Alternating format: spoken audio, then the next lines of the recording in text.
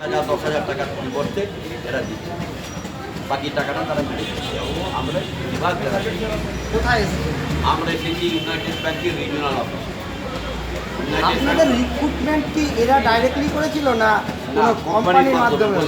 Corporate BC এদের মাধ্যমে করেছি। আপনারা তাদের আমরা দাবি করেছি জানাচ্ছেন? তাদেরকে হাঁটিয়ে দিয়ে আপনারা ডাইরেক্ট আমাদের যেমন আপনি যদি কথা বলেন তাহলে ওনার তো দাম থাকে না। এসব পণ্ডিত না। কোম্পানিগুলো লোক নিয়েছিল, দিয়ে কোম্পানিগুলো এই জিনিস তার এজেন্টের জন্যে তার যে কমিশন 12% 15% সেটাও পেত, প্লাস এদের টাকাগুলো পেত। সেই টাকা নিয়ে কোম্পানির লোকেরা এদের সিএসপিদের টাকা দিত না।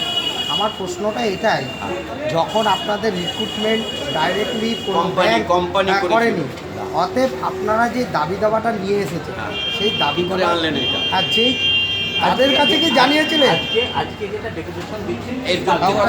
এর যৌক্তিকতাটার বিচার হচ্ছে এইটাই, ভারতবর্ষ সরকারের একটা আইন আছে, তার নাম হচ্ছে contract labour regulation abolition act 1970।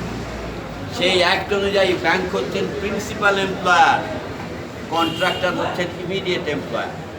তার 26-এর ধারাতে বলা আছে, যদি কোম্পানিগুলো কোনো সিএসপিকে বা কোনো কন্ট্রাক্ট ওয়ার্কার্সকে বেতন ঠিক মতো না দেয়, কম দেয়, সেইটা ব্যাংক তার কাছ থেকে কেটে বাকি টাকাটা ব্যাংক সেই কন্ট্রাক্ট ওয়ার্কার্সকে দিতে বাধ্য থাকবে। আমরা সেই আইনের বলে ব্যাংকের কাছে এসেছি টাকা চাইতে। ক্লিয়ার? আপনার নাম? আমার নাম সঞ্জিত চ্যাটার্জি, আমি বেঙ্গল ব্যাংক বিজনেস করেসপন্ডেন্ট অ্যাসোসিয়েশনের চেয়ারম্যান। এবং কাজ করছে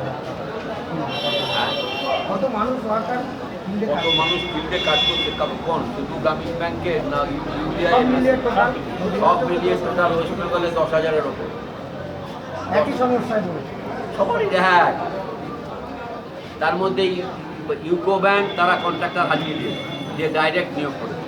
ব্যাংক অফ ইন্ডিয়া কন্ট্রাক্টর নেয়নি প্রথম থেকে, তারা ডাইরেক্ট এদেরকে নিয়োগ করেছে, তারা তাদেরকে দিয়েছে। শুধু ব্যাংক করেনি, তার অনেক ব্যাংক আছে যে যারা ডাইরেক্ট এই কাজগুলো করছে, ওই মধ্যে কোনো দালাল রাখে। এনিথিং মোর? না।